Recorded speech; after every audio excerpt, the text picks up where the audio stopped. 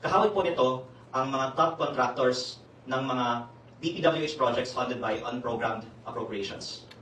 Meron din pong files mula sa opisina ni Yusek Cabral na naglalaman ng mga saro ng mga proyekto na pinondohan ng unprogrammed appropriations, pero hindi ko pa ito tinatalakay dahil may iba naman din pong mga nag-distribute at public documents naman po ang mga listahan ng mga proyekto na pinondohan ng mga unprogrammed appropriations. Ang ibang mga journalists ay pwedeng gumawa din ng pananaliksik tungkol dito. Pero ang ginawa lang po ng aking team ay binangga ang mga proyektong ito sa DPWH records ng mga winning contractors at nakita po namin na ang top 15 contractors mula sa UA, more or less, ay nakakuha ng mahigit 30% ng pondo ng DPWH mula sa UA.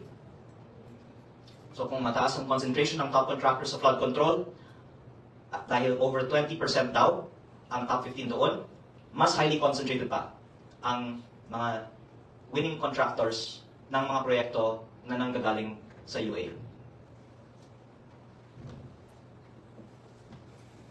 At ang ipa-point out ko po kasi ay, of course, as all of you know, ang UA projects ay hindi inaaprubahan ng Kongreso. Ito po ay hindi itemized sa General Appropriations Act kung hindi inaaprubahan ng lump sum. At ang pumipili ng mga UA projects ay ang DPWH. Kaya ako po ay nagpapasalamat sa Senate Blue Ribbon Committee hearing at nabigyan ang publiko ng pagkakataon na mapakinggan si dating DPWH Secretary Manny Bonoan noong Lunes. At natanong ko siya, paano pinipili ng DPWH ang mga proyekto sa UA? At ang kanyang sagot ay, ito yung mga hindi napagbigyan sa GAA. That's a very logical response. Pero lilinawin ko lang din po na ang UA ay 213 billion sa taong 2023 at 2024 para sa DPWH projects. 60 billion sa 2023, 153 billion sa 2024. At ang GAA sa taong 2024 at 2025 ay umabot po sa almost 2 trillion pesos. Kaya ito po ay parang 10% lang ng halaga ng GAA. Pero ang request naman na hindi napagbigyan para makapasok sa GAA ay baka kasing laki din ng GAA o 2 trillion. Ang punto ko lang po ay hindi sapat na sabihin na ang mga pumapasok sa UA ang mga hindi napagbibigyan sa GAA. Dahil among those na hindi napagbibigyan sa GAA, kailangan pang pumili ano ang makakapasok sa UA. Meron din po sa mga nakakapasok sa additional budget requests ng DPWH tulad ng mga nabanggit kong mga listahan na walang identified na district congressman na proponent. Kaya ang tanong ko po, with all due respect, sa DPWH, sino ang pumili na sa daming mga proyekto na hindi napupondohan, itong 213 billion sa UA o itong 161 billion sa NEP na hindi ko ma-identify ay nanggaling sa isang district congressman ay napondohan. Ang unang sagot siguro ay somebody in DPWH. Pero dahil sa laki ng halaga na ito at dahil sa sarili kong distrito, ang mga proyekto na kabilang sa listahan nito ay maanomalya dahil sila po ay mas overpriced pa kaysa sa mga karaniwang proyekto sa GAA, masasabi ko na may mga nakinabang sa mga proyektong ito. At kaya importante na malaman sino ang mga proponents ng mga malalaking halagang proyektong ito para pwedeng investigahan sino ang nakinabang sa mahigit kumulang 400 billion pesos if we just combine the UA plus the 161 billion in the 2025 net. If we could please go to the next slide. Bilang halimbawa po ng exercise na ito, tanong kasi ng iba, listahan lang ba ito? Para sa lahat po ng mga turista na pupunta sa aking distrito, dinadaanan niyo po ang Tagaytay Nasugbu Highway. At meron pong mga 1,200 plus bagong streetlights tayo po ay nagpapasalamat sa DPWH dahil ito po ay ang pinakamalaking streetlight project na nakikita ko sa buong NEP. Ito po ay nakakatulong sa lighting ng isang napaka-importanting highway. Ngunit, ang lumalabas na presyo sa mga streetlights na ito ay over 230,000 kada piraso. Mga 4 to 5 times overpriced. Matindi din po ang overpricing sa roads, slow protection at flood control, pero binabanggit ko ito bilang example dahil alam naman po natin lahat na mga 4 to 5 times overpriced ang streetlights na may over 230,000 kada piraso na presyo. Kaya kung may ganitong overpriced na proyekto, mabuting malaman natin sino ang tunay na proponent, paano ito nakapasok sa budget, at kung may nakinabang, maliban sa kontraktor, sino ang nakinabang. Wala po akong inaakusa, ako po ay nagtatanong po lamang, lalong-lalo na po dahil ito po ay tungkol sa aking distrito. At kung mas nakababa itong presyo, baka mas marami pang mga streetlights ang nagpailaw sa Tagaytay-Nasugbu Highway. If we can please go to the next slide. Mabuting malaman din ng publiko kung saan napunta ang pondo ng unprogrammed appropriations. Marami na pong mga nag-discuss sa publiko na may inilipat na 167 billion pesos. 60 billion pesos mula sa PhilHealth at 107 billion pesos mula sa PDIC sa unprogrammed appropriations. Tapos ayon kay former Senior Associate Justice Antonio Carpio, ang pera ng PhilHealth at PDIC ang nagpondo sa DPWH unprogrammed appropriations projects na ang karamihan ay flood control. Kaya ayon kay former Senior Associate Justice Antonio Carpio, ang pera ng PhilHealth ay ginamit sa flood control. Pero mga karamihan lang po, mga 60% ng UA-funded DPWH projects ay flood control. Ang iba po ay mga roads at slope protection at ang iba pa ay multi-purpose buildings. At sa aking sariling distrito, meron pong almost 50 million peso project para sa bleacher ng swimming pool na sa aking palagay ay many times overpriced din po.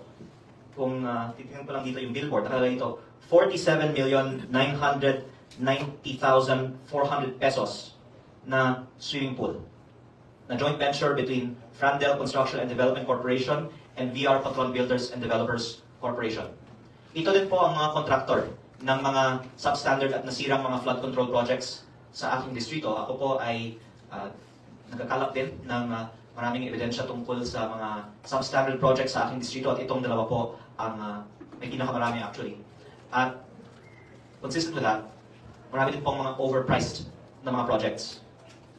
Pero what makes this project special is according to DPWH records, officially provided for me, not from former Yusek Cabral. This was told to me by the DPWH to have been funded through unprogrammed appropriations. Kaya ang tanong ko sa ating dating Secretary ng Lunes, paano pinipili ang mga proyekto na pinopondohan ng unprogrammed appropriations? Dahil sa palagay ko, kung dilipat tayo ng pondo mula sa PhilHealth at PDIC para sa mga DPWH projects, sana para sa mga magagandang mga proyekto. Maaari kang sabihin na dapat pondohan ang flood control. Sa implementation lang nagkakamali. Pero sa palagay ko, walang makakasabi na dapat ilipat ang pondo ng PhilHealth at PDIC para pondohan ang 47.99 million peso bleacher ng swimming pool. Kaya sa palagay ko, tama lang na tanungin ng DPWH, paano nyo ba inallocate itong 213 billion pesos ng mga UA-funded projects?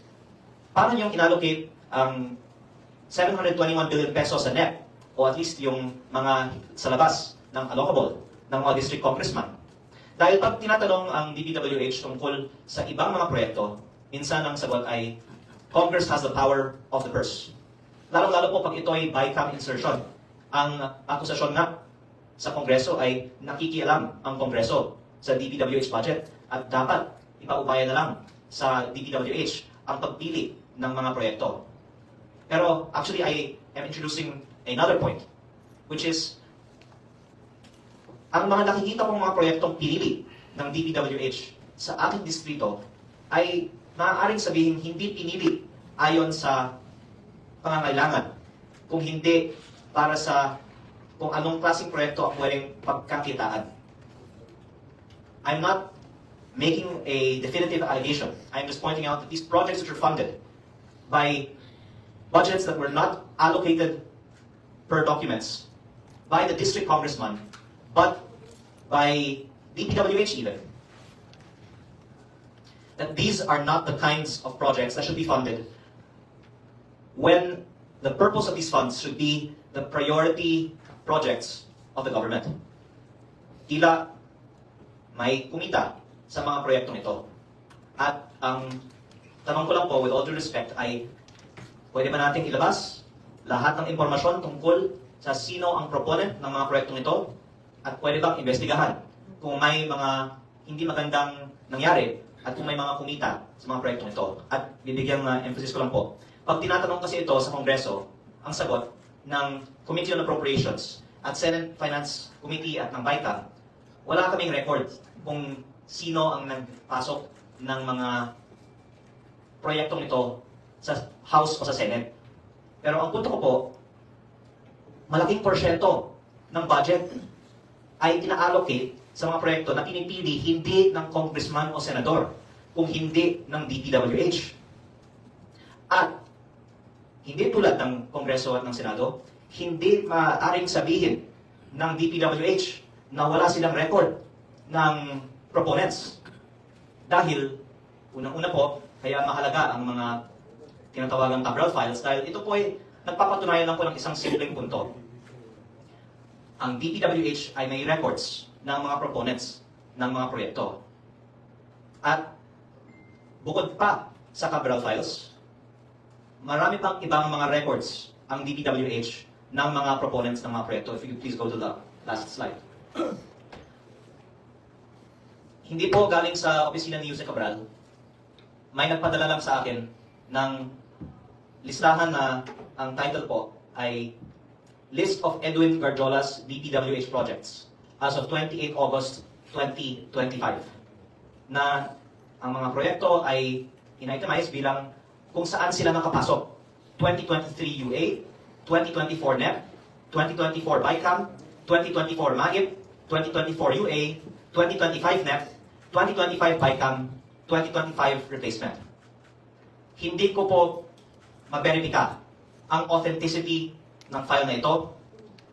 Ako po ay natutuwa na may mga mabuting tao sa DPWH na hindi ko pa na-meet, nagpapadala lang ng mga files na ito, pero sa tingin ko, mukhang credible ito kasi binangga namin ang listahan ng mga proyekto na ipopost ko din sa Facebook pagkatapos ito sa mga DPWH records. At ito po yung mga tunay na proyekto.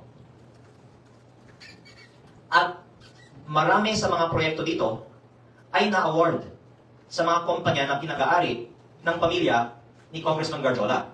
At ang iba naman ay na-award sa mga kumpanyang may kaugnayan kay Congressman Garjola. Wala po akong inaakusa.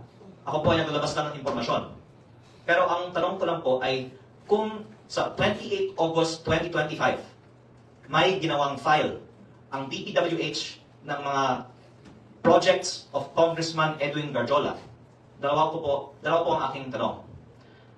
Unang-una po, ibig sabihin ba may listahan ang DPWH ng mga proponents ng mga proyekto sa lahat ng budget allocations mula UA, NEP, BICAM, MAIP at iba pa?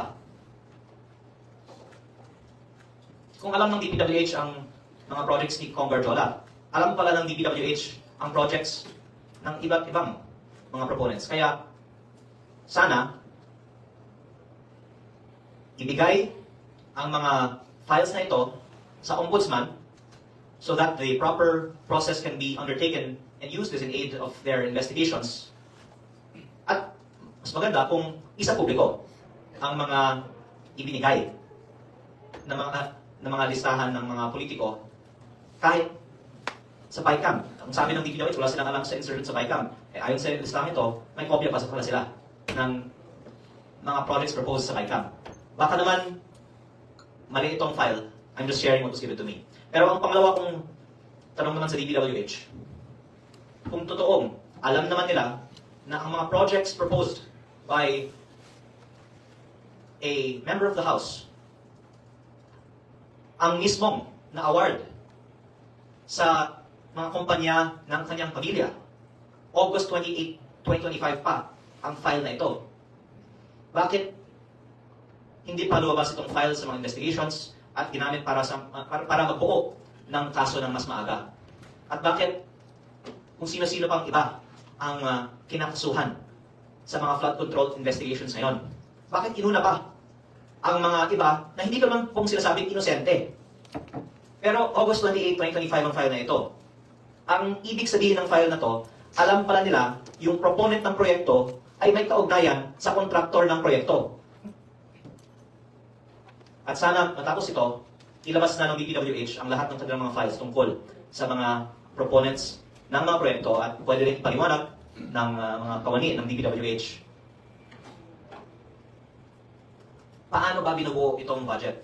Mula NEP, BICAM at UA, pero patungkol naman sa BICAM, sana ipaliwanag din sa atin sino ba ang nagdedesisyon sa alokasyon ng mga malaking halaga na ibinahagi ko na po. Kasi to end po, ang gusto ko lang pong i-emphasize, sa palagay ko, hindi tama na tumingin lang tayo sa Kongreso sa pag-allocate ng budget. Unang-una, dahil the NEP is mostly intact when it gets into the GAA. And the files will show na may mga allocable para sa mga district coms, may mga allocations para sa mga iba din, pero meron mga talagang tinawagang ni former Secretary Bonoan na leadership fund na ang nag-allocate ay nasa DPWH.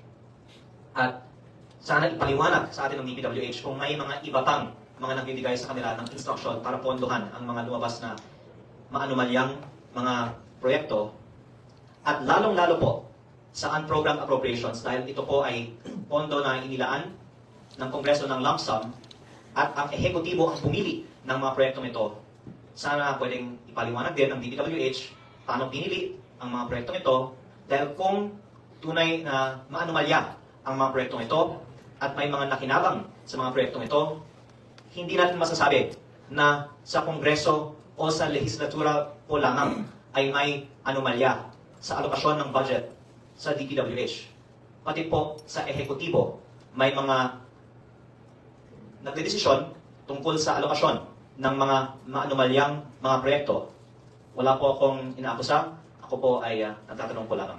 At nagpapasalamat muli na sa Lunes, yung ipinost ko sa Facebook na summary ng budget per district ay kinumpirma ng DPWH, at sana ngayon na may iba pa akong mga inilabas, pwede din po nilang ikumpirma kung totoo po ang mga files na ito. Maraming salamat po. Tom, good morning. Mendoza, Manila Times. Tom, you said kanina na yung nauna pang kasuhan yung mga ibang mga sinasabi mong hindi involved. I think we all know who it is. I think Senator Bong Revilla was involved as filed cases sa Sandigan Bayan. And do you think po ba parang may mali na bakit do you think po ba na involved itong si Senator Bong Revilla sa mga sinasabing insertions na ito? Kasi parang sinasabi mo po na bakit nauna bang kasuhan si Bong Revilla pero hindi sila tulad ng Garjola? Bakit hindi sila naunang kasuhan? Bakit hindi sila yung unang natargetan ng investigations? Ang kasabihan nga po ay selective justice is no justice at all. At I think logically, to achieve the most justice for the Filipino people, dapat unahin ang mga pinakamalaking may alleged na anomaly. At nakikita na natin ang mga halaga. Hindi lang po ang mga iilang mga substandard projects sa Bulacan First District ang dapat imbestigahan. Ang problema ng ating bansa ay hindi substandard flood control projects. Ang problema, ang system of allocating the budget and widespread bid rigging sa DPWH. Kahit hindi po flood control, roads, slope protection, streetlights, multipurpose buildings, iba't ibang mga klaseng mga proyekto ay mga anomalya at ang punto po ay ito. Kung investigahan mo ang katiwalian sa isang substandard project, mahuli mo lang ang mga district engineer, contractor, at baka isang proponent para sa isang 84 million peso project. Pero kung investigahan mo ang di umano'y bentahan ng budget na umaabot sa, sabihin po natin, estimate, 300 billion pesos sa DPWH taon-taon na may kaugnayan sa central office ng DPWH, hindi lang po isang tao o isang district engineering office ang matamaan dito. Ang mga proyekto sa buong bansa ay matamaan dito. At mahirap man na investigahan natin ang napakalaking corruption, I think that's what the Filipino people deserve. Wag lang yung isolated case, pero yung systemic issue.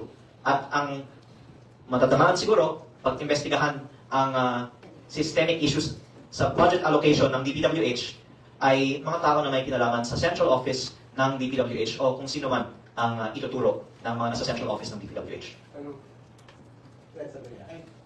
Congressman na kayo, you can initiate the investigation. Bakit ipapasa pa sa iba? Bakit nyo pa ipapasa sa iba yung investigation? Since pwede naman kayo mag-file ng resolution. Ako po ay nag-participate na sa Senate Blue Ribbon Committee hearing para ibahagi ang files at nais ko nga pong talakayin ito sa Public Works Committee ng Kongreso. That's a very good suggestion and I hope that the chairs of the Infracom committees will take it up. Tas dahil ang realidad, tumigil na ang mga Infracom hearings tungkol sa flood control. Ang paliwanag ay dahil may ICI na. Pero ngayon na inanunsyo na mawawala ng ICI, I hope na tatalakayin ito sa Kongreso. Kasi ang dating sabi, sir, lagi yung pinapasa sa iba, kaya na-investigahan yung ganito, pero meron naman kayong power, di ba? I don't think that's right because ako po ay paulit-ulit na nanawagan na investigahan ito sa Kongreso at hindi po ito magawa ng isang miyembro. Depende po yan sa leadership, lalong-lalo ang committee chair para itakol ito sa kanilang pagdinig. At Nag-file na kayo ng resolution? No. I am waiting for others in Congress to be the ones to do it because if you're being realistic here, yung mga aligned sa mga committee chairs ng Kongreso ang mas likely na pagbibigyan sa mga resolution nila. But sorry, if I can actually correct myself, I was a co-author in the resolution filed by Congressman Egay Elise with other members of the minority. I'm saying this to explain that to increase the likelihood that investigation on the files of Yusek Cabral will be taken up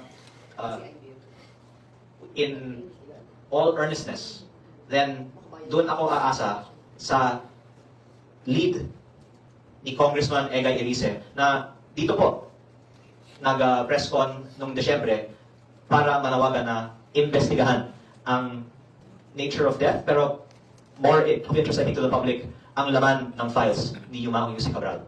So wala kayong pag-asa sa Congress? Ako po ay naghihintay pa ng sagot sa resolution na inihain namin under the leadership of Congressman Egay Elise. At dahil well-respected senior member ng Congress si Congressman Egay Elise, sana pagbibigyan ang na-file ng resolution. Sir, sorry, what resolution is that? You can look it up. We were here in December regarding that resolution. Cabral. Yes, after the death of Yusek Cabral. So parang mawalan ka ng pag-asa sa Congress, so kaya pinapasa mo sa iba? That's the opposite of what I said. We're waiting for the committee to tackle the resolution that was filed by Congressman Elise. Tingin mo, na-actionan ng Congress since na may 401 billion allocables nila? I think that ito ang dapat aksyonan ng Kongreso, ang sistema ng budget allocation at hindi lang ang isolated case na may di umano'y kickback sa isang district engineering office. Pero yung mahirap po kasi ay ang matatamaan pag proponent ang pinag-uusapan ay mismo ang mga nasa Kongreso. Kaya mas mataas ang pag-asa ko sa Senate Blue Ribbon Committee here ng Senado dahil si Senator Lacson ay walang allocable. Yun ang, that is what he is well known for, na wala siyang allocable, kaya he is freely investigating these budget insertions of the DPWH. Pero pag tayo po dito ay may mga pinaproteksyonan ng sarili nating mga allocable, you're right to point out na may dahilan siguro na ayaw ng iba na talakayin ito sa Kongreso. Pero nonetheless, because Congressman Egay Elise naman filed this here in Congress, and he is a well-respected member, that I believe may chance naman na tatalakayin siya. Kung hindi po ba kayo natatagalan kasi sabi niyo na i-file na yung reso, but until this moment wala pang hindi pa umuusad, wala pang binigay na timeline kung na-schedule na po ba yan for committee hearing? Sorry, I can't hear the questions. Yan po. Hindi po ba kayo nababagalan sa Kongreso since na-file na yung reso pero until now wala pang umuusad or hindi man lang, hindi pa ba I think the na-schedule? Public Accounts Committee said that they will subpoena the Cabral files as well. Alam mo, ang Kongreso kasi ay may recess hanggang January 26. At tignan lang natin ang mga hakbang ng Kongreso sa pagbubukas sa January 26. If in case po na simulan yung investigation dun sa resolution na i-final ni Kong Elise na inyo pong sinususugan, meron po ba kayo o handa po ba kayo na magpresenta ng mga ebidensya? Kasi kapag ganitong mga investigation, laging hinahanap po yung mga ebidensya, Opo. valid evidence. Una, I have received a formal communication from the Senate Ribbon Committee hearing to turn over to them the evidence that I presented hard copies of on Monday. And I will comply and thank them for their diligence, and will do the same should that also be done here in Congress.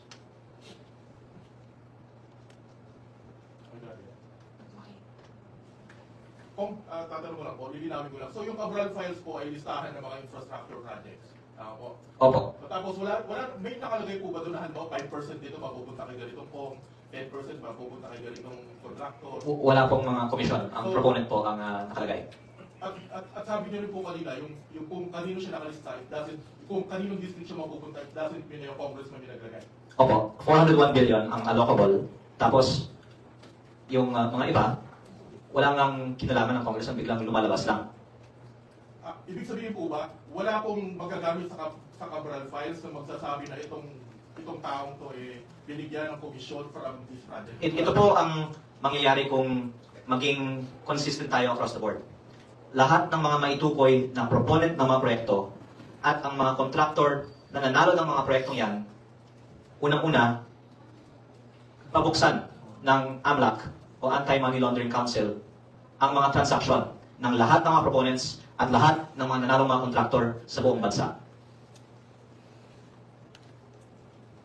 So, doon pa lang po magkakaroon ng allegation, doon pa lang po lalabas yung mga allegations ng corruption. So, yung listahan po, walang nakalagay na may corruption na mangyayari. Well, yung parang mas prima facie, ano yung say mas prima facie, is may mga proponents na mismo ay may-ari ng mga contractor na nanalo ng mga proyekto. Kaya, baka, publicly declared naman na may mga proponent na may-ari ng mga contractor, pero sa sarili nila, wala kaming kinalaman dyan. Pero sa mga files, meron mga proponents na nakatag na sila ang naglagay ng proyekto at ipanggat natin sa winning bidder, may kaugnayan din sila sa winning bidder. Thank you po. Kung parang hindi po ba parang sumusuntok kayo sa buwan dito sa anomaly na ito? Since even yung Senate Ribbon Committee parang hirap na hirap sa pagpapanagot dito po sa mga involved o sangkot dito sa anomalyang flood control projects. Yes, one person can't solve this. Kaya, ipagpaumanin niyo naman po na hindi ko mawakasan ang corruption sa DPWH on my own. Pero sana ang bunga naman nito ay may aksyon ng iba at mas mapabawasan naman ang corruption sa DPWH. Alam mo, mabuti nga na ibinaba kung paano ang presyo ng mga proyekto ng DPWH sa 2026 budget. Salamat po kay Secretary Vince Dizon at sa Kongreso. May 22 billion pesos na ibinababa na ang karamihan ay ginamit para sa dagdag pondo sa PhilHealth. Kaya hindi man natin maibaba ng 400 billion pesos or kung ano man ang maximum na kaya na savings sa buong DPWH, at least may konting mga na-accomplish naman ang mga pag-uusap tungkol sa reforma sa DPWH. Ay, parang nag-give up na rin kayo in a way dahil nga sa mahirap papanagutin yung mga involved dito. Kay last briefing nyo na rin ito tungkol sa issue ito. Ay, sinabi ko ma'am, last briefing ko hanggang may sasagot sa akin. Kaya baka bukas may briefing ulit. Lilinawin ko lang po maraming mga nakikiusap na tumigil na ako. Pero kaya sinimulan ko ito sa ganung paliwanag dahil kaya lang naman ako tuloy-tuloy na nagsasalita dahil sumasagot kayo. Kasi kahit na magsasalita ako, kung hindi naman kayo sasagot, sasabihin ng mga reporters, hindi yan newsworthy. Di ba? Pero pag may sagutan, mas nagiging newsworthy siya. Baka kung hindi ka lang kayo sasagot, mag-vlog na lang ako sa Facebook page ko. At walang magko-cover, di ba? Pero actually, dapat nga na hindi lang data dump ang ating inilalabas, kung hindi yung mas malalim pang findings ng kaugnayan ng mga specific proponents sa files at ng mga proyekto. At meron po akong mga inihahanda ngayon. So, baka kasunod, ng susunod na mga sasagot sa akin, maglalabas naman po ako ng mga mas spesipikong ibang mga proponents at mga contractors. Sir, ito lang. Sir, you're calling on the AMLAC to look into the transactions of proponents of projects and the winning contractors outside the investigation of the Ombudsman and the DOJ. What can trigger the AMLAC investigation? If I'm not mistaken, private citizens can also make these requests to the AMLAC, but I think there are others who are more versed in law than me that can better answer that. Pero tama po, ang takeaway, ano ba ang silbi nitong Cabral Files? Among others, para sa mga investigasyon, ang lumalabas, halos lahat ng mga proyekto ay may proponent. Hindi naman lahat maanomalya. Pero yung mga proyekto na may proponent at tila anomalya, nandiyan naman ang records ng AMLAC, nandiyan naman ang records ng winning bidder, sana investigahan ng DPWH kung may mga financial transactions ang proponent at ang winning bidder. Sir, will you personally ask the AMLAC to do this? I think by bringing this information to public, then I've done more than the part of an individual member of Congress to trigger the action in this regard.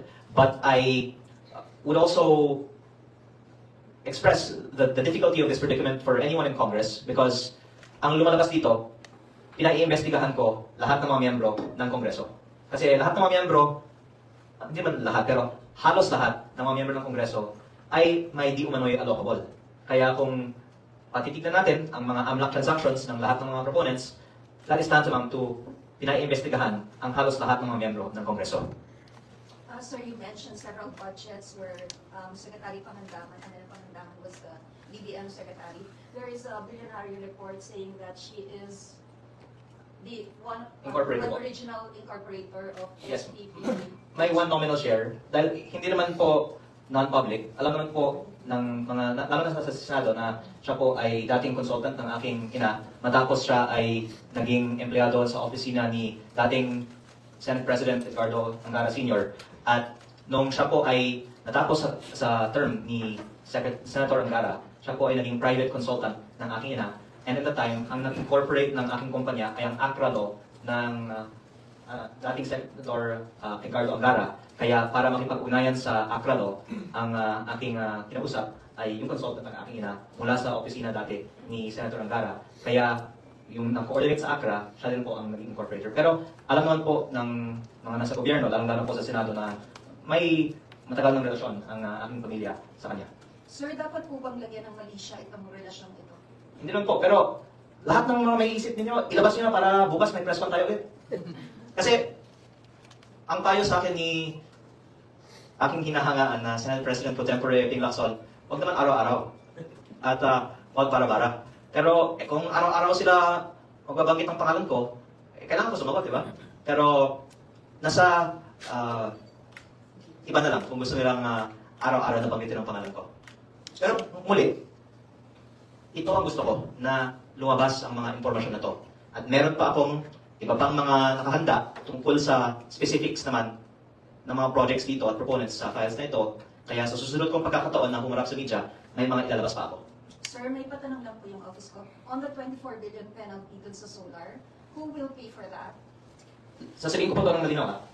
Wala po akong natanggap na sulat addressed to me para sa kumpanya ko that I control tungkol sa nasabing multa. Kaya, I don't want to drag others into what others have seen to be a politically motivated attack. Pero, ang nakatamaan sa sinasabing multa ay hindi po ako. Ang naging pahayag na ng iba ay wala din silang obligasyon. O wala din silang nasabing liability. It is for them to speak on their behalf. Pero ang nasabing multa ay hindi po addressed sa akin para sa kumpanya na I control. Kung hindi yung isang kumpanyang binenta ko. Pero ang posisyon kasi ng kumpanyang binenta ko ay wala namang basehan. Hindi po ito galing sa akin. Kaya humihingi po ako ng pasensya sa ating ginagalang ng mga kawani ng Department of Energy. Ayon po sa kumpanya na binenta ko, wala pong basehan ang mga lumabas sa media, pero bahala na po ang kumpanya na makipag-ugnayan. Pero nais ko rin pong i-take itong opportunity para linawin for the nth time. Wala po akong nakuhang kahit piso mula sa gobyerno para sa aking mga proyekto. Dahil ang mga proyekto ko ay mga private investments. May mga nagme-media campaign kasi na itong mga proyekto ay parang mga ghost project, parang DPWH ghost project daw. Kaya sinasabi ghost ang DPWH project dahil nagbayad ang gobyerno tapos hindi ginawa ang project. Pag walang binayaran ng gobyerno at hindi ginawa ang project, parang lang yan lahat ng mga proyekto sa planning stages ng mga pribadong kumpanya. Baka kasi akala ng iba, nagbigay. At may mga naglabas pa nga sa social media na may nakuhang konto mula sa gobyerno. Walang kahit piso mula sa gobyerno para sa mga pinilanong proyekto na hindi natuloy. Sir, meron kasing report na nilalako nyo raw yung solar ghost Does project. the LACO mean sell or donate? Offer? Offer? Ang nakalagay po sa media report quoting my financial statements is donate. Dahil, kaya I take exception to the allegation na binenta ko ang prangkisa at dahil dito gumawa ako ng pera sa prangkisa dahil kabaliktaran nga. That's why I filed the libel case on Yusek Claire Castro. Dahil hindi ko binenta ang prangkisa dahil yung kumpanyang binenta ko ay walang prangkisa at yung prangkisa ko naman po ay nasa kumpanya kung saan na-revoke na ang prangkisa nito. At pangalawa, hindi nga ako gumawa ng pera dito dahil maganda nga yung lumabas sa report niyan na nag-invest ako ng sinabi daw 500 million pesos sa kumpanyang ito. At that shows the good faith to implement the projects. Kahit gawa na ang power plant, hindi na umandar dahil hindi nagbigay ang ibang mga government agencies ng permits. Sayang naman yung investment. Sayang yung mga tao sa mga bayan na ito ay makinabang sana sa kuryente galing sa solar panels, pero nandun na yung solar panels, hindi umandar dahil ang ibang mga permits ay hindi nabigay at ang aking approach naman is to be exceedingly cautious when it comes to compliance with law. Kaya kabaliktaran po, hindi ko nga binenta ang prangkisa at hindi nga ako kumita dito, nag-invest na ako ng 500 million at wala, nag-stop lang ang kumpanyang ito. Pero yung nabanggit po ninyo ay we were offering to the communities. Kanila na lang yung mga solar projects na ito. Right off na kasi para makatulong na lang sa mga komunidad dito. Kanila na lang. At ang problema kasi, LGU, walang technical capacity or even local cooperative, walang technical capacity. Pero actually, yan ang magandang actionan dahil may 500 million nga po na nasabi nyo na invest dito. Kung tatanggapin ito ng local community, kanila na lang ang ininvestahan ko ng 500 million. Bale, sir, you were donating to Yes. the LGU and the community. That is what is also reported in my financial statements. Okay, so you are categorically saying that you do not have any ghost solar projects. Because what is implied by ghost is nagbigay ng pera ang gobyerno tapos hindi ginawa ang pinagkasundo ang kontrata. I am categorically saying I do not have any ghost project because I have not received kahit piso mula sa gobyerno. Ang mga proyekto na nababanggit ay mga planned private investments na hindi tuloy at ang dahilan nga ay dahil mahirap na kumuha ng mga approvals mula sa iba't ibang mga ahensya ng gobyerno. Kaya nga ang Pilipinas ay pababa at pababa ang foreign investment dahil ang kinakatakutan ng mga negosyante, pag mag-invest na dito, gigipitin sila ng mga iba't ibang mga kawani ng gobyerno, hindi naman lang sa national, pati sa lokal. Ang lumalabas po dito, kung ikaw ay hindi pa pala kakampi ng iba sa gobyerno, aatakihin ka, negosyo mo, at ng mga dating kapartner mo sa negosyo. Eh lalo sigurong matatakot ang mga tao na mag-invest sa Pilipinas. Sir, last na lang po, clarification lang. Who should pay the 24 billion penalty? I would like to explain to the public, wala pong kontratang nakasulat bakit may ganitong penalty. Ayon po sa kumpanyang binenta ko, hindi po galing sa akin, wala silang ganitong liability. Kung meron man liability, ang point ko, hindi naman sa hindi dapat may liability. Ang point ko lang po, wala kaming nakitang komputasyon, or at least wala akong nakitang komputasyon para sa nasabing multa. Biglang lumabas lang ang figure na ito. Dahil ito po kasi yung logic kapag may multa. Pag may harm ka. So, pati ang mga abogado, sabihin nila, may kaso kung may direct kang harm o kasalanan. Kung binigyan ka ng pera ng gobyerno, dapat habulin ka nga ng gobyerno kung hindi mo tinapos ang trabaho mo. Pero kung wala namang perang binigay, at wala naman sa prejudice ng iba, yung ginawa mo, dahil hindi naman sa pinagbawalan ang iba na magtayo ng mga proyekto dahil lang sa proyekto ito, edi nakakapagtaka para sa mga abogado, hindi po para sa akin necessarily, bakit biglang lumabas ang multang ito. Pero hindi ko po tinatalakay ito masyado dahil ang mas applicable sagot dito ay ang kumpanyang binenta ko ang dapat sumagot at sumagot na po. At iginagalang ko din kasi ang Department of Energy at ang ating Secretary. At ayaw ko pong ma-perceive na kinokorekta ko sila sa media. Sila pwede nilang atakihin ako. Pero ayaw ko naman pong sabihin na mali ang sinabi nila. Si Yusek Claire Castro lang po ang kasuhan ko pa ng libel case. Pero ang ating mga kagalang-galang na mga ibang mga secretaries, ayaw po sanang sagutin sila directly sa media. Sir, if the DOE will write to you or communicate with you and insist that it is you who should pay the 24 billion peso penalty, will you contest that? I would just like to explain. It's like if I say you owe a 24 billion peso penalty and then I post it on my Facebook page, I don't think that it is valid question really to ask. Although I'm giving you the opportunity to ask me any question you like, but I'm just explaining na kung meron pong paliwanag sana, saan ang galing ang numerong ito, mas maiintindihan sana. Pero ayon po sa impormasyon na nakuha ko sa kumpanyang binenta ko, hindi nga nila naiintindihan saan galing ang numerong ito. Kaya, I think, mga sagot, pwede nyo na lang pong gamitin ang mga nasabi ko. I think I've sufficiently answered the question already. But sorry sir, I'm still confused. Who should pay the 24 billion? The company that they addressed the question to. So the company that bought, Because the communication is with the company that I sold. so the new owner? Yes. Not the owner. Iba po kasi yung shareholder sa company. Yung company na binenta ko, yung may nasabing muta. So yung pinilihan sir, yun ang No, magbabayad. SP New Energy Corporation, SPNet. So, Solar Philippines po, hindi po ba Solar Opo. Philippines? Sabi ni Garin, Solar Philippines Eh, po yung may files. Kung pwede ko pong ulitin, I don't want to correct our kagalang-galang na mga opisyal ng Department of Energy. And please don't say that I am saying that what they're saying is false because of my personal respect for them. But what I am saying is, hindi po Solar Philippines Power Project Holdings ang nakatanggap ng sulat tungkol sa nasabing multa. Ang SP New Energy Corporation o ang SPNEC po ang may sulat tungkol sa nasabing multa. The 24 billion. Kung hindi pa po malinaw after all of our discussions on this, yes. 24 billion sulat sa I think sinabi ko na po ito sa ating Friday briefing, pero in-insist pa ng iba na hindi Solar Philippines yun. SP New Energy kasi, minsan tawag din sa kanya Solar Philippines. SPNEC po yun, 24B. For the record lang. Yes. You're saying yung 24B na penalty is for SPNEC. I'm not saying that I agree with it. I'm saying, as a matter of fact, the letter states that it is addressed to and for SPNEC, For how much? 24B plus. And that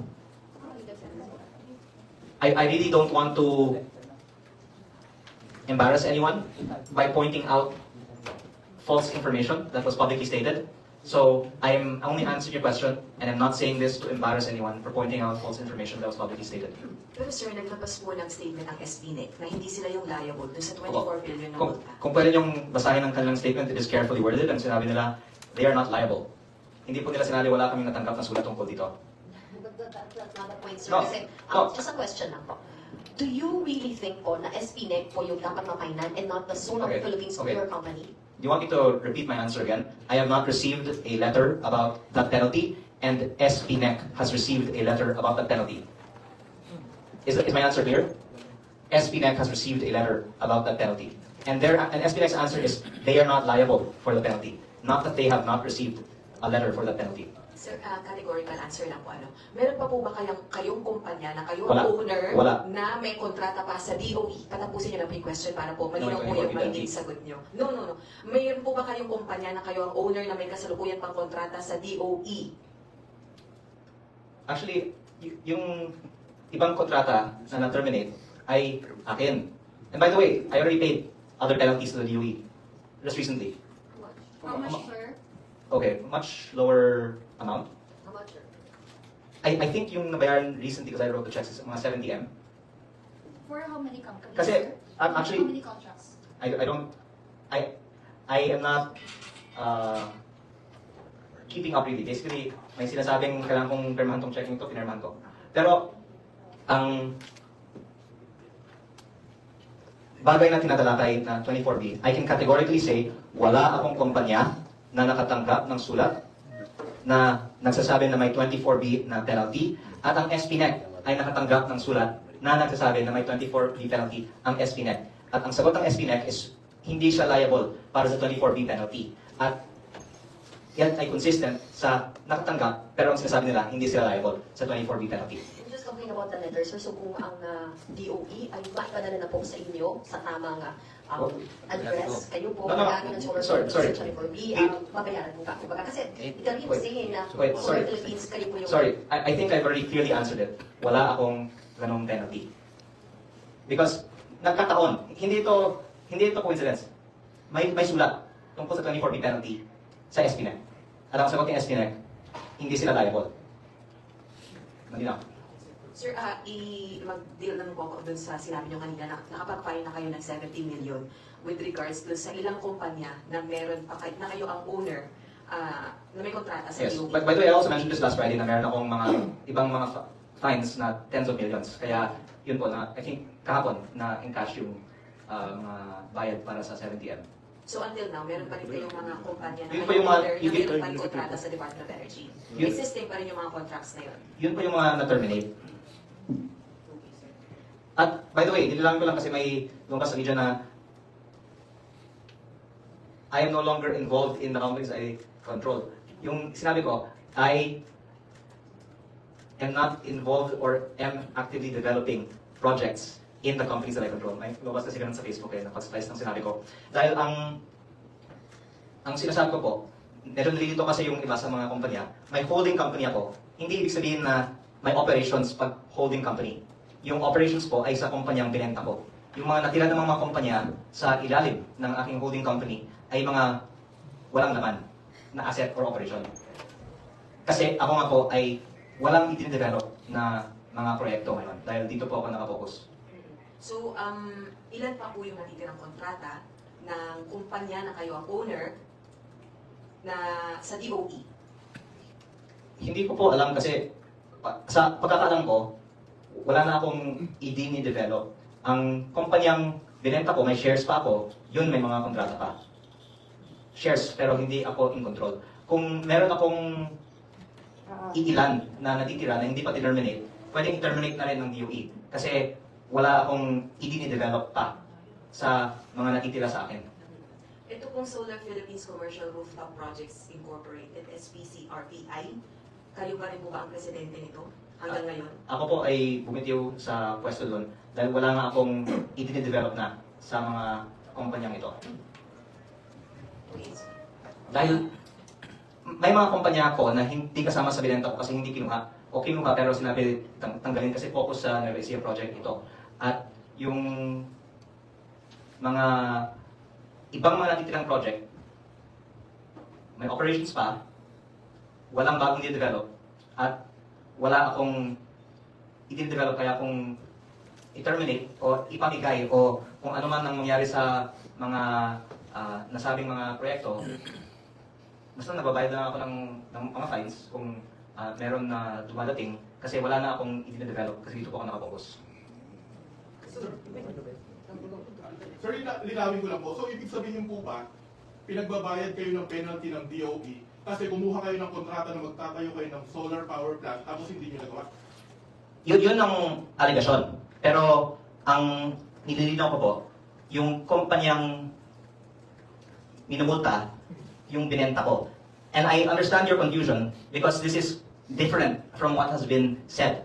And that's why I don't want to emphasize sa ating kagalang-galang ng mga kawin ng DOE, hindi ko po sinasabi, mali kayo. Sinasabi ko lang na iba ang natanggap na sulat. Sir, linawin ko rin yan. So, ang ibig naman sabihin, yung DOE nagkamali nung pinadalahan ng sulat. Yun yung Hindi iniwasan dapat ko. yung SPNEC yung pinadala nila. Yun ang iniiwasan kong sabihin dahil ginagalang ko sila. Pero sir, willing kayong bayaran yung 24 billion na yun na penalty? Ikaw, willing kang bayaran? Kasi sir, na-mention nyo kanina, binabayaran nyo na lang yung mga multa na ini-impose sa inyo eh. Oh, yung dapat kong bayaran dahil akin.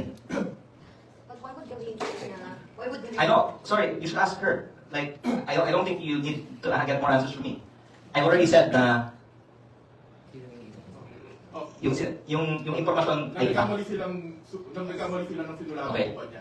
Ginagalang ko ang mga kawani ng ating gobyerno. Pero baka naman kasi dahil araw-araw may bagong mga sinasabi. Tulad ng unang sinabi, binenta ko daw ang prangkisa. Mali pala, hindi ko binenta. Kaya kinaso ko. Di ba? Kaya nakita niyo naman na nagkakamali sa mga sinasabi. I hope we can leave it at that. Congressman Luis, so sa dami po ng mga pinag-uusapan po natin, mga kumpanya ninyo, are you willing to be investigated dito po sa Congress? Kasi meron po mga polang, hindi po mga kasama din, na bilang institusyon na nagpapatibay po ng mga prangkisa, dapat daw po malinawan yung tungkol po sa mga kumpanya po ninyo. Mag-enjoy ako dyan.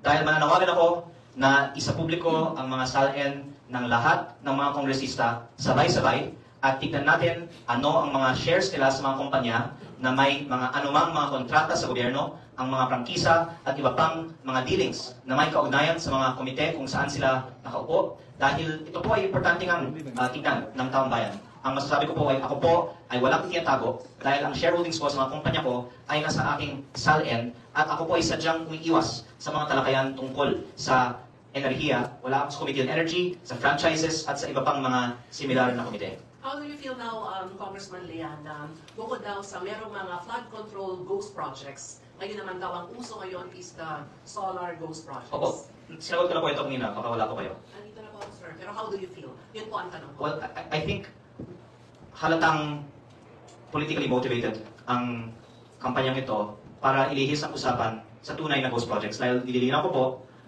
and if you will permit, I will give a complete answer here and let's be the last on this topic. Kasi ang sinasabi ko nga ay hindi dapat ilihis ang usapan sa mga ghost projects. Dahil ano ang ibig sabihin ng ghost project? Nagbigay ng pera ang gobyerno at hindi tinapos ang pinagkasundoang kontrata. Ako po ay walang nakuhang kahit piso mula sa gobyerno. Dahil ang mga proyekto ko ay mga private investments. So, thank you for asking about my feelings. I feel that it is ridiculous that we are even discussing this and that the media is cooperating in a diversion from the real issue. Because there is no public funds that are involved in this topic. It is about private investment that did not continue and there is no direct harm that can be identified by anybody from the not pursuing private investments. So I would not want to indulge further on the concerted attacks in which members of the media are complicit, not those that are present here, but the others whom I alluded to in the past, because the timing of this has been seen by others to be conspicuously coinciding with my bringing up this information, which it appears from the question that was asked by one of the other members of the media a while ago, is logically leading to a call to investigate a very large number of proponents for their possible links to the contractors who are eventually awarded the contracts in the DPWH. Sir, sorry. Wait. Sorry, no more on this topic. No, sir, I haven't asked a question. Those are follow-ups po. Ito po yung... Sorry, anyone? Sir, the failure po to deliver the agreed-on power supply by December 2025, ito po sabi ni Garin, will mean thinner energy reserves which could increase prices. So total of 17,000 megawatts capacity po yung tinerminate ng DOE and 11,000 megawatts po yung accounted po sa the Vista Solar Philippines companies. Garin said, kaya naman po to catch up, but we don't want investors like this in our country. Magko-commit ka that you'll deliver to the people this number of megawatts tapos wala ka gagawin. We don't want clippers, sabi po ito ni Garin, who uses DOE contracts to other purposes. Kailangan ng legitimate investors. Your comment, sir. I actually mentioned in my interview on ANC a while ago that I have very big former joint venture partners in the project which was groundbroken by PBBM, whom I got financing to buy out the shares of. So I take exception to the characterization that I am a flipper, because there are others who sold their shares in the project who are very legitimate, credible people who I'm not going to name out of respect to them. And I think that proves the political motivation behind the attack. I have never before heard a government official address private investors for those things. It is really amazing that while we're trying to attract investment to the country, this is how the government is treating private investors. But to your point on power prices, I also mentioned this in an interview a while ago. By the way, my staff just sent me the letter, just so that maybe I could share it. But I don't want to share the letter because the letter addressed to the company that I sold. I don't want to point out that the information that people are giving is wrong, okay? Because I respect them, I don't want to embarrass them. But my record in the power industry is publicly verifiable. I have been campaigning for an end to the feed-in tariff. I have been bidding lower prices and delivering on them to set lower benchmarks on power prices. And this has actually been to the detriment of others who... The bidding for power products in the Philippines is like bidding for DPWH contracts. Widespread ang collusion. I'm not saying all bids are rigged. I'm saying marami ang collusion. Sinasabi naman lahat ng profit bidding sa bansa, hindi lang sa DPWH, ay subject sa ganitong mga issues din. Hindi sa lahat, pero marami, di ba? Kaya kung may mga nagsasabi na dahil sa akin tumaas ang presyo ng kuryente, people that can look at my record will find that laughable. Kaya nga maraming mga nagalit sa akin sa power industry dahil ibinababa ko ang presyo na sa akin ang pinakamababang presyo ng kuryente at ito po ang naging dahilan na ibinaba pa ang mga presyo. Pero kung ang argument naman is yung mga ginawa ko ay nag-prevent ng mga iba na magtayo ng kanilang mga planta, that's patently false. Kasi iba po ang generation sa distribution at transmission. Hindi po ito monopolya. At ito po ay mga private investments na hindi tuloy na walang pondo galing sa gobyerno. Sir, pa pwedeng humabol din kayo. Oo, Kuya, go ahead. Sir, kasi parang ang point po nung, yung penalty, kumuha ka ng kontrata tapos hindi mo nagawa yung project. Na yung project na yun, na-expect ng DOE na papasok siya sa grid. So pag pumasok siya sa grid, tataas yung supply, dahil almost na-maintain naman yung demand, hindi dapat bumaba yung presyo. Okay, unang-una, wala akong 24B penalty na sulat o anumang komputasyon na pinakita sa akin ng DOE. Pero meron yung kumpanyang binenta ko. So, sana malinaw na, wala tayong pinag-uusapan na 24B sa akin. At kung anuman ang pananaw ng iba, parang hindi suitable na ako ang mag-discuss. Pero to indulge the question, kung walang nagtatayo ng planta, tapos hindi natuloy ang isang planta, iba yun sa maraming gustong magtayo ng planta, tapos hindi sila nakapagtuloy ng kanilang pagtatayo ng planta dahil sa isang kinilang proyekto. Ang ating power industry ay bukas para sa lahat, sa generation. Kaya kung sino pa ang gusto magtayo ng planta, pwedeng magtayo ng planta. Ang nangyayari lang po kasi, kulang ang mga nais at nagtatayo ng planta, at yan ang dahilan na hindi sila tatayo ng planta dahil sa kakulangan ng mga kaya at nagtatayo ng planta, at hindi po dahil sa akin. Kasi ang sinasabi ko, dahil sa akin, hindi natayo yung iba. Kaya tumaas. Opo. Wala pong harm sa hindi pagtatayo ng pribadong investor ng planta, directly caused by that private investor. In this case, na walang ibang nagtatayo. And if you will allow, that will be my last So, clarification lang po. Short clarification. So at the moment, wala na po kayong kumpanya na may pending penalties with the DOE.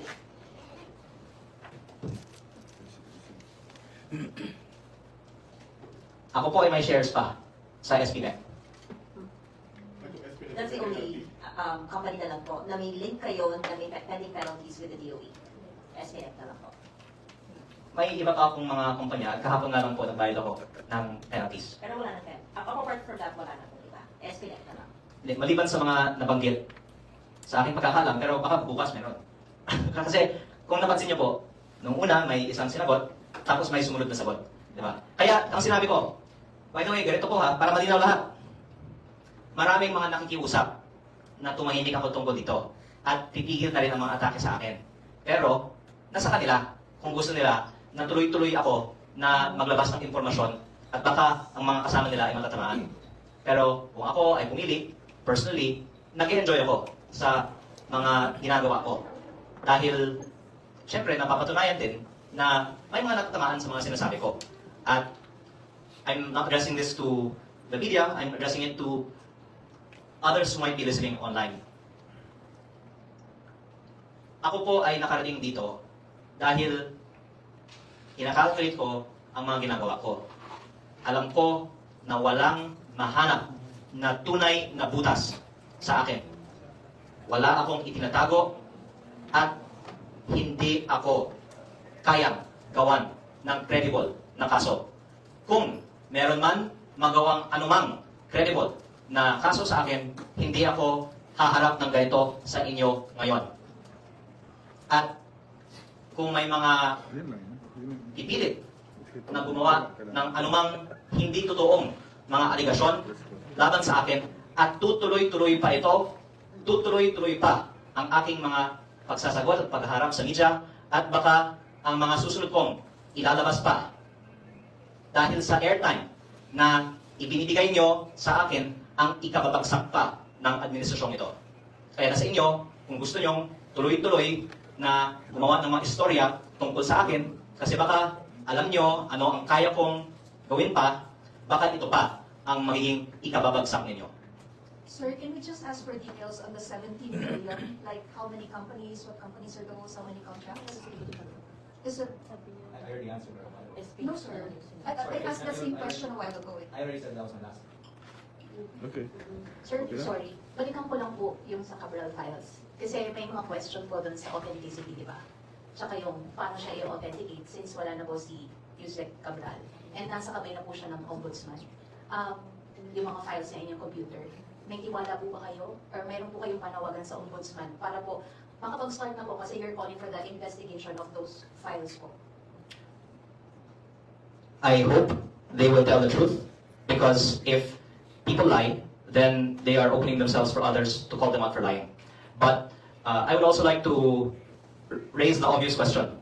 I guess kasi I make myself available to the media, marami kayong mga itinatanong sa akin. Pero kapag ang mga may hawak ng mga nasabing files ay humaharap sa inyo at ang sinasagot nila ay hintayin natin ang pag-authenticate or ang forensic examination. Sa aking palagay, dapat niyong i-follow up question. Bakit hindi kayo maglabas ng unofficial copy kahit or pre-authentication copy? Salamat. At ang DPWH represented by Undersecretary Bernabe ay nagkumpirma na yung budget per district summary na ipinost ko sa Facebook ay galing sa kanila at tunay. Kasi pati yun, kinwestiyon ng iba na bakit may mga congressman na patay. Bakit ganito ang pangalan nito? Eh kasi yun nga ay galing sa DPWH eh. At para sa lahat ng mga nag-post ng kung ano man sa Facebook na inimbento ko ang budget per district summary na yun, pakikita ng sagot ng DPWH ng Lunes, yung i-post ko ay tunay. At salamat na dahil pinost ko, nakita nila, kinumpirma nila. Kaya yung pinopost ko naman ngayon, sana sa susunod pang ninyong pagharap sa mga opisyal na may kinalaman sa mga files na ito, tanawin nyo nila kung yung mga pinost ni Leandro sa kanyang Facebook page since then, din ay tunay. But in direct answer to your question, I think mahirap na pagtakpan ang tunay na mga files dahil may kopya ko at sinasabi ng iba, bakit ako nakikialam sa mga files na ito? Dahil una, nasa kanila yung mga files noon pa. At hindi nila man lang tinurn over to be preserved. Hanggang namatay si Yusek Cabral at sinabi ko na may files. Tingin nyo ba, kung hindi ako nagsalita, kapag pinag-uusapan ang mga files na ito, at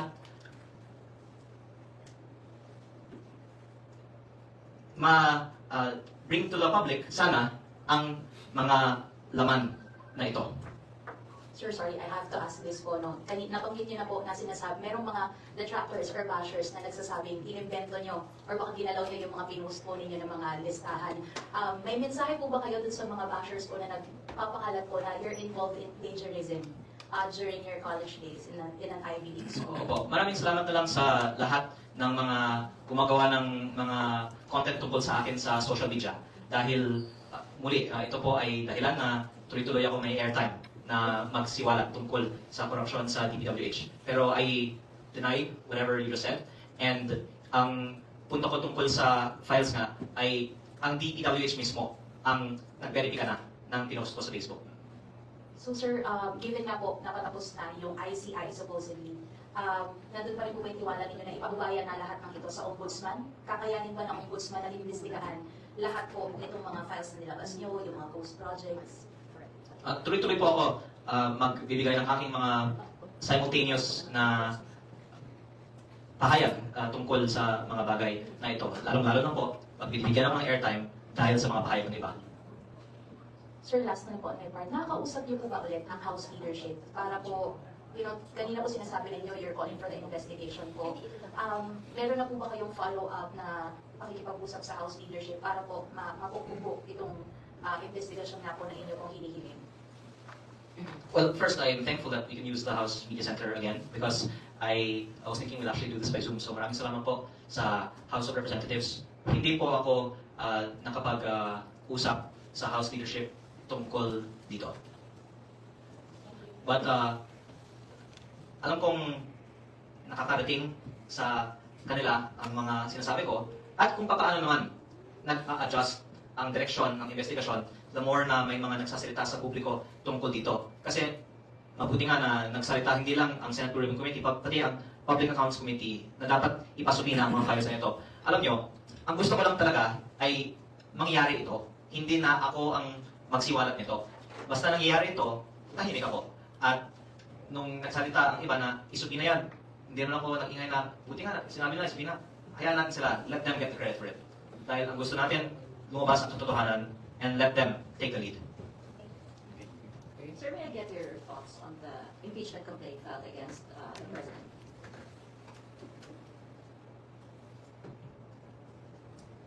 No comment. Kung ask ko lang, sorry, I have to raise. Kasi yung sinasabi niyo may mga detractors kayo. Kasi I saw some blog posts, coming mostly from pro-administration blogs, sinasabi kayo daw po, parang you're to crash yung mga issues sa power, and then meron pa nga nagsasabi na are you planning to run daw for president in the future? What's your comment doon sa mga sinasabi na you're aiming for a higher post or mayabang lang kayo? Kasi yung mga pro-administration blogs sinasabi nila na Okay. your comments na po. Anong gusto ninyo? Ang congressman tahimik? Dahil alam naman ng House Media, sa karaniwang araw sa Kongreso, baka wala pang 30% ng Kongreso ay in attendance sa session. At ang payo nga sa akin ay manahimik na lang. At I suppose ang isang hindi masasabi din naman ay nakikinabang ako financially sa aking ginagawa. Ito po ay financial sacrifice para sa akin, pero I just cannot stand by and see corruption happen that I have knowledge of that I will not expose. But that ang pinaka-funny na point is pag may mga nagkikriticize sa akin dahil ako ay nagsasalita, dahil ang ibig sabihin pala, ang gusto nila, ang congressman na hindi nagsasalita. Alam niyo po, baka hindi alam ng publiko, January 26 ang resumption ng Congress. December 29 ba ang adjournment? That's 1 month break. Actually, dapat December 17 yung adjournment, di ba? Pero dahil sa BICAM, na-move back ang adjournment, imbes na tuloy ang pagsisimula ng Kongreso muli sa January 19, na-move back din yung resumption sa January 26. Pero, sinusweldohan pa kami. Kahit walang session ngayong January. May MOOE sa opisina pa kami. At alam niyo ba, maraming mga congressman ngayon ay abroad. Para sa mga conference. Baka mas marami pa sa nakaraang mga linggo ay nasa conference. At baka mahigit kumulang 1.5 billion pesos ang travel budget sa 18.58 billion pesos na MOOE ng Kongreso. So, in answer to your question, anong gusto ng mga vloggers? Manahimik na ako at kumuha ako ng 2 milyong pisong MOOE para sa aking mga district requirements at humingi ng extra pa para sa aking travel allowance? Bakit hindi na lang nating tignan ang paggastos ng travel allowance ng mga kongresista, lalong-lalo po sa nakaraang buwan na walang pasok pero may sweldo at MOE pa kami? Ako pa hindi na nanawagan para buksan naman ang issue. Tapos na ang issue ng Christmas bonus. Baka, ang susunod naman, issue ng travel allowance para sa mga conferences na in-attend ng mga miyembro ng Kongreso ngayong January. Pero, hindi ko yan bubuksan pa. Kung kahabol lang po ako, since no comment kayo dun sa impeachment ni PBBM, baka meron kayong reaction dun sa sinabi ni VP Sara na ginagawa daw kong fundraising ng mga members ng House, yung pagpirma sa impeachment. Do you agree? No comment po sa topic na lang yan dahil kahit naman hindi tungkol sa personal or private matters ko, pero sa ibang mga issues, gusto ko sana focus tayo dito sa topic ko na DPWH files. At kung maaari po, I'll just take any more questions about this DPWH files topic. Pero kung bahagi po kayo ng House of Representatives at kabilang din kayo sa mga posibleng magbumoto dito sa impeachment against VP Sara and even President Marcos. At saka transparency po yung inyong advocacy, anti-corruption. Ito po ay malinaw na lagi naman sinasabi, payback from the first impeachment against VP Sara, na may bayarang nangyayari. Lalo na sa mga sumusunod po. Ayokong mag-impute ng motibo bakit ang iba ay nabibigyan ng budget o allocable o allowance o bonus. Ang maganda ay ilabas na lang ang datos. Magkano ang nakukuha ng bawat isa, tapos makikita natin kung ano yung political alignment nila para doon natin makita yung pattern. But I wouldn't want to allege a motive. Rather, I would just propose to release the data. But again, if you allow, I will, kasi we've also run quite long already, I will just take if there are any more questions on the DPWH files. Meron po ba? Sir, may pangalan ba ng contractors dun sa Cabral files? Hindi po, proponents. Yung mga contractors who were awarded projects kasi are only known after the bidding. Di ba po? Ang file ng budget, wala pang bidding. Sir, kasi, Pero yung may mga contractor na proponent, yung sinabi ko. pero you said the names of congressmen or the district does not necessarily mean na sila yung proponent. Hindi, sinabi ko yun tungkol sa list of projects in total ng bawat distrito. Kasi 721B ang net. Ang allocable is 401B. Ang allocable ay pwedeng tawagang mga proyekto na ang district congressman ang proponent. However, may mga iba naman din na hindi nakikialam. Yun lang po ang ibinigay ng DPWH. Pero ang allocable is where the district congressman can amend the budget. So what is clear is walang name ng contractors sa Meron. Cabral files? Meron. Na mga proponent. Hindi, contractors. Opo, meron mga contractor na proponent. Name ng company, sir, ng contractor. Owners, individuals. So, pangalan, hindi kumpanya. Opo. So walang name ng kumpanya na for doon sa Cabral files? Walang name ng kumpanya sa Cabral files? Opo, yung sinasabi ko nga ay may mga names of individuals who are contractors, politicians who are contractors, and mga groupings of projects na may pattern na napupunta sa mga kumpanya ng isang grupo ang mga groupings na ito. At sang-ayon ako sa lahat ng mga nagpahayag na hindi dapat ako ang nagpapahayag tungkol dito. Dapat ang DPWH para sila ang pwedeng magpaliwanag anong ibig sabihin ng lahat ng mga tags and codes na ito. Sir, so yung ranking ng companies na pinakita nyo kanina, sa yung research nyo na yun, Opo. basically, nakalagay yung projects doon sa Cabral files and then you counter-checked it with, say, DPWH website para malaman kung sino yung contractors. Opo. Because the contractors are awarded the contracts in 2025 after the budget was approved in 2024. Okay. Kung last na lang po, dito po sa mga ginagawa po ninyo, kayo ba yung patuloy na nakakaranas ng pagkikipid or pag-atake? Opo, kasi sinasabi talaga sa akin kung tumahimik ako, wala nang aatake sa akin. But Ang huling gusto ko lang pong bibigyan diin ay itong bagong file na inilabas ko po. Na-research ninyo, sir. Based on your research. Ang file na ito ay hindi ibinigay sa akin nung ibinigay sa akin yung Cabral files nung una. Ito po ay binigay lang sa akin ng isang concerned source sa DPWH dahil sa mga isinisiwalat ko tungkol sa mga proyekto ni Congressman Garjola. At uulitin ko lang po ang laman nitong file. List of Edwin Garjola's DPWH projects as of 28 August 2025. UA, NEP, BICAM, at iba pa. At pag i-research ang mga proyekto ito, sila po ay na-award sa mga iba't ibang mga kontraktor nga, kaya tunay na mga proyekto, at marami po dito ay na-award sa mga kumpanya ng pamilya ni Congressman Garjola, which, if you just take the evidence at face value, should be material for a case na may kasabwatan ang proponent at contractor. Kaya ang simple ko pong tanong, kung ito pong dokumento ay as of August 28, 2025, bakit hindi pa ginamit para sa kaso tungkol dito? Bakit inuna pa ang kaso sa iba? At pangalawa, ibig sabihin po, ang DPWH ay may record ng mga proponents ng mga proyekto sa UA, NEP, at BICAM. Kung maaari po, pwedeng ilabas sana ng DPWH ang lahat ng iba pang mga listahan tulad ito at malaman sana ng taong bayan sino ang mga proponents ng mga proyekto sa NEP at UA. Dahil ang sinasagot ng DPWH, ang mga BICAM insertions, hindi nila alam dahil kongreso yun. At ang kongreso naman hindi nagbibigay ng impormasyon. Pero, pati yung BICAM insertion dito, ang DPWH ay may kopya. Pero, lalo na ang NEP dahil sila ang gumawa, ang DPWH ay may listahan ng proponents. Pati na rin po ang UA. At pangwakas po, ang punto ko kanina sa pagsisiwalat ng mga list of projects under the non-district congressman allocable lists sa file ni Jose Cabral, and the contractors who won there are may mga anomalya sa mga proyekto ito. Ibig sabihin, may mga kumita siguro kung pwedeng tignan lang ng mas mabuti, not reaching any conclusions. At hindi po district congressman, hindi po kongreso ang may gawa nito. Ang DPWH ang pumili ng mga proyekto. At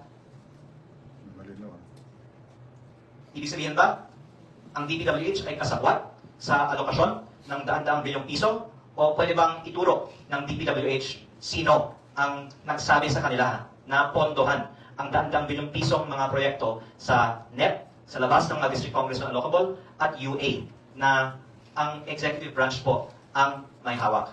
Kung nais nating investigahan ang tunay na malawakang korupsyon, hindi po ang mga substandard projects sa district engineering offices ang dapat investigahan. Sino ang nag-utos na pondohan ang daan-daang bilyong pisong mga NEP outside allocable and UA projects? Yan po, sa tingin ko, ang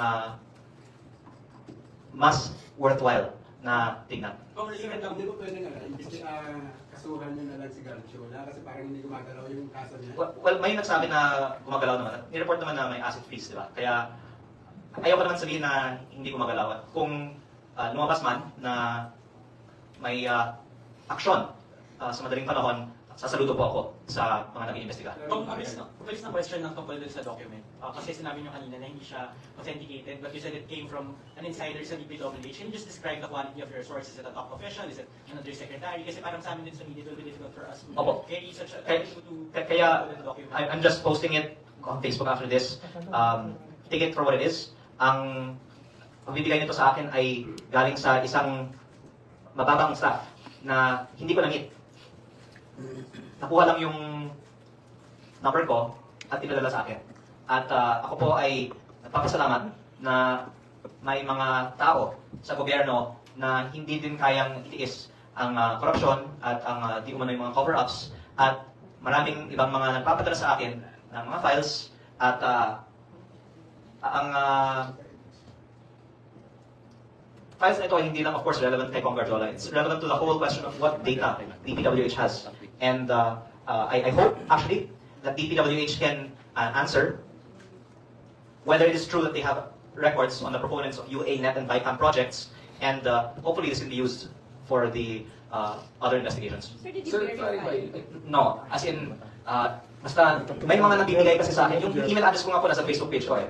So, I'm just posting it, take it for whatever it is. Pero, sorry, verify ko ang mga projects na ito, at ito po ay tunay na mga proyekto na napunta sa kanya. Meron din akong ibang mga files na pangga dito, at ito po ay sa tingin ko credible. Pero take it for what it is. Sir, sorry.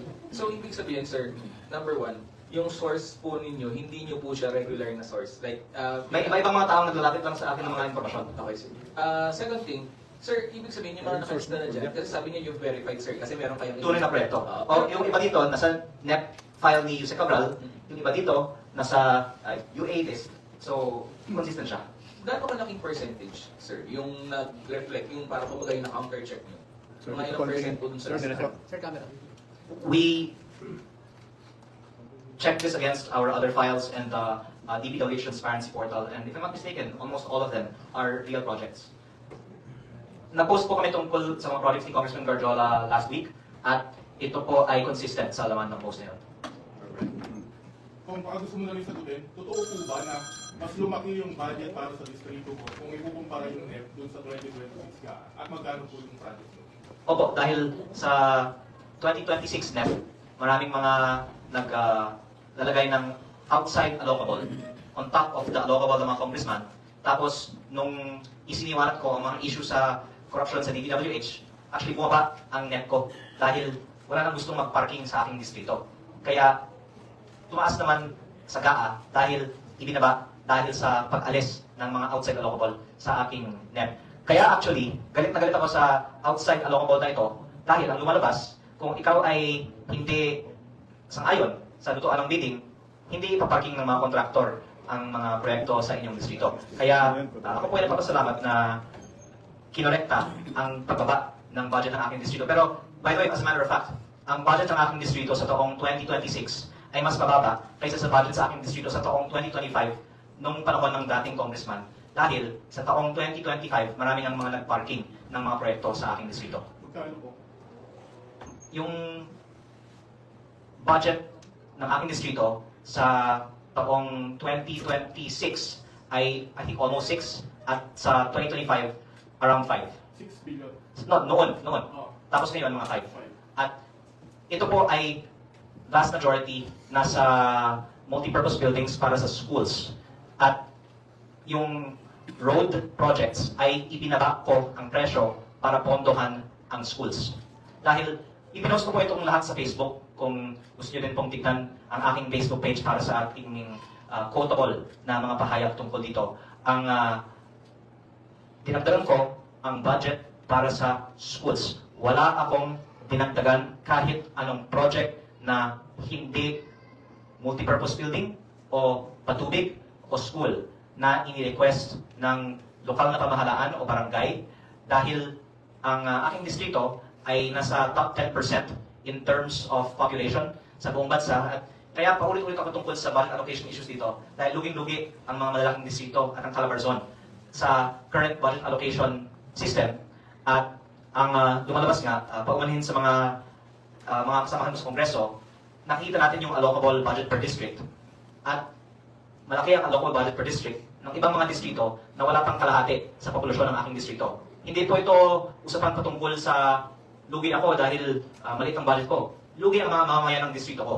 Dahil sa matagal ng panahon, doon sa mga lugar na maraming kontraktor pero konti ang tao, inilalaan ng DPWH ang outside allocable budget. At ako po ay humihingi ng paumanhin sa aking mga kasamahan dahil I think yung isang resulta nitong pagsisiwalat ng mga budget information sa DPWH ay booking na yung mga bukol.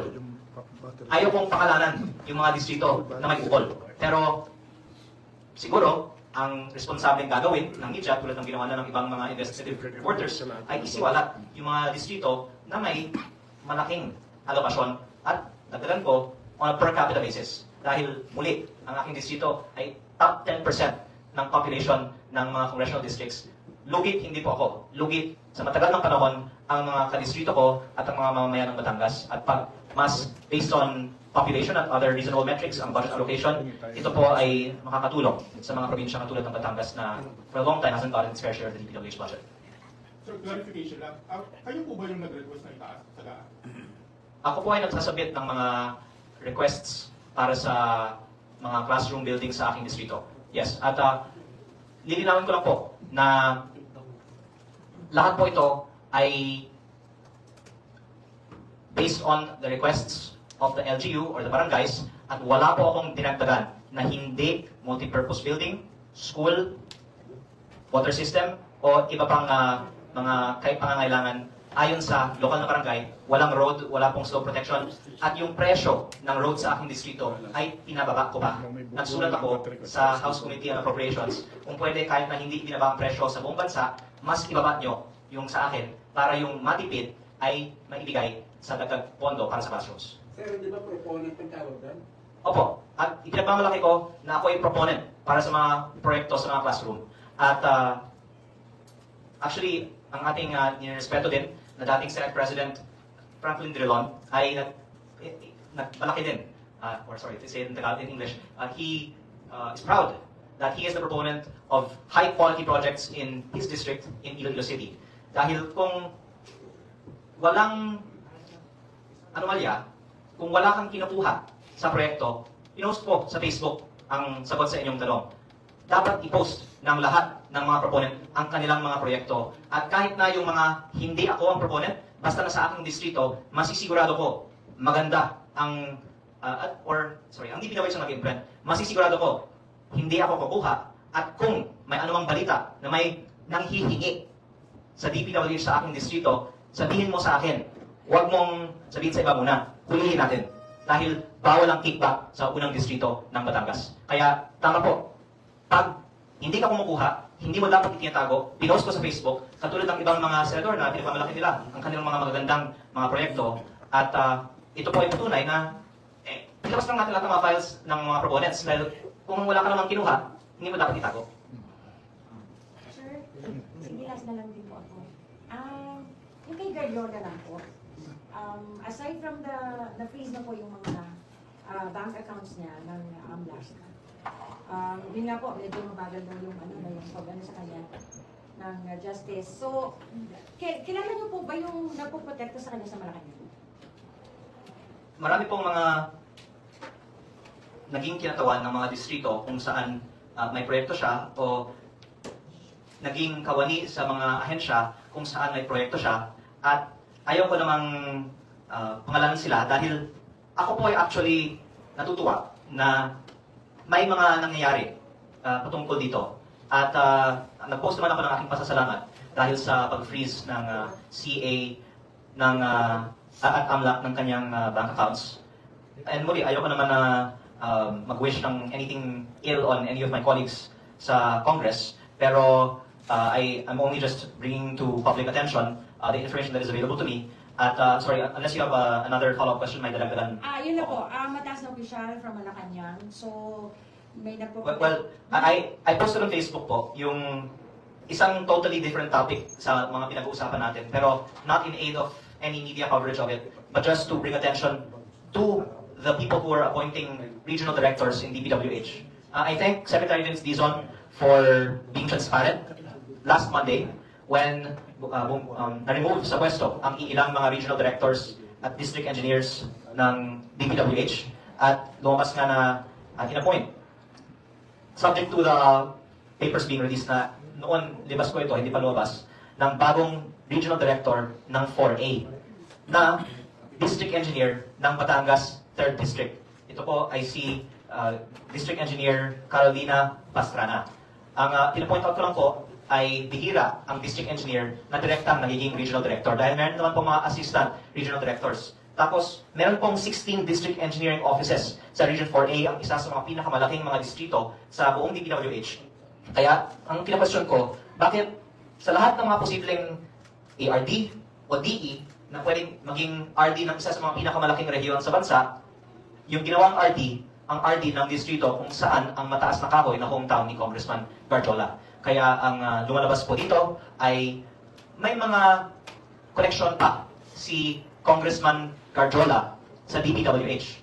At I am not accusing anyone again of anything. I am just pointing out that if this person becomes regional director, then Congressman Garjola will again have someone promoted into a position that will somehow benefit him if it is to be factually stated that his companies are implementing projects and he is based in this region.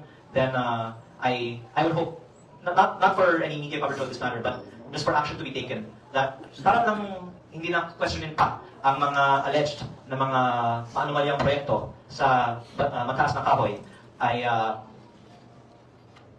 humanap naman tayo ng mga opisyal na hindi konektado sa mga taong kasalukuyang iniimbestigahan ng DPWH. Pero sir, hindi siya sa DPWH, sa Malacanang. Ipupush through yung pa ba si Garjola ang investigasyon o kahit may protection siya from Malacanang? Yes, I'm continuing to expose whatever information I find about these projects like this. And in all fairness to the government, I said na I will blame it effectively. But I said, papangalanan ko yung mga koneksyon ng mga iba sa kanya pag hindi aaksyonan ang kanyang kaso. Mabagal naman lahat ng mga proseso sa lahat ng mga gobyerno. Pero nakikita naman natin na gumagalaw ang kanyang kaso. Kaya I'm not going to portray na anyone is sitting on it because may progress naman. Pero mabuti kung pagkatapos ito, ikumpirma ng DPWH kung meron na talagang mga data tulad ito na may mga insertions na mga congressman.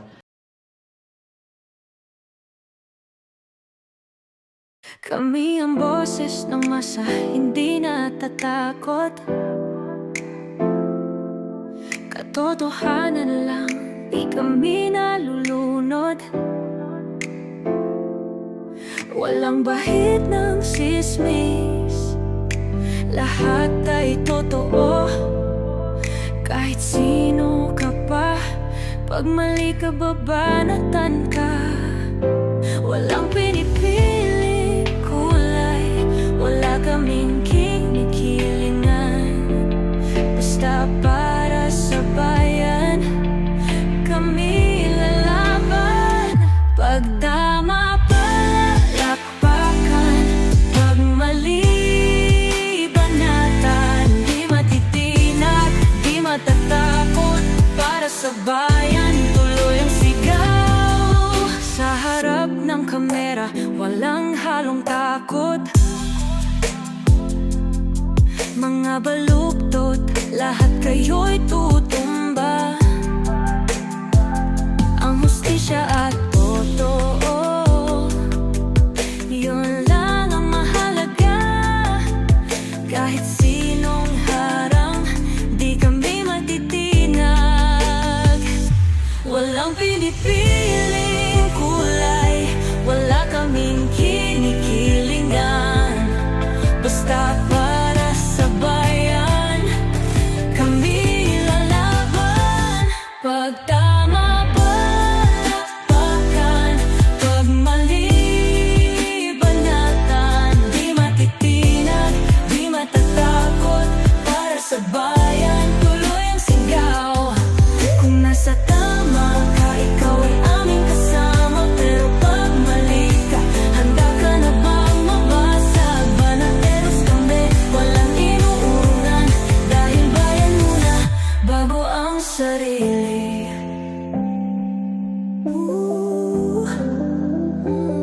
Bago ang sarili.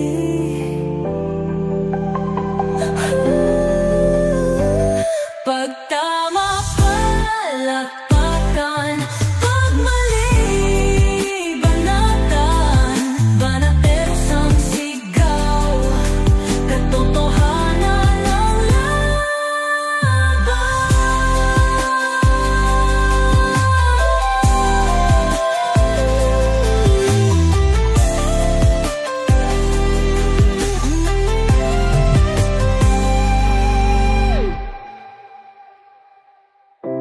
Sa harap ng kamera, walang halong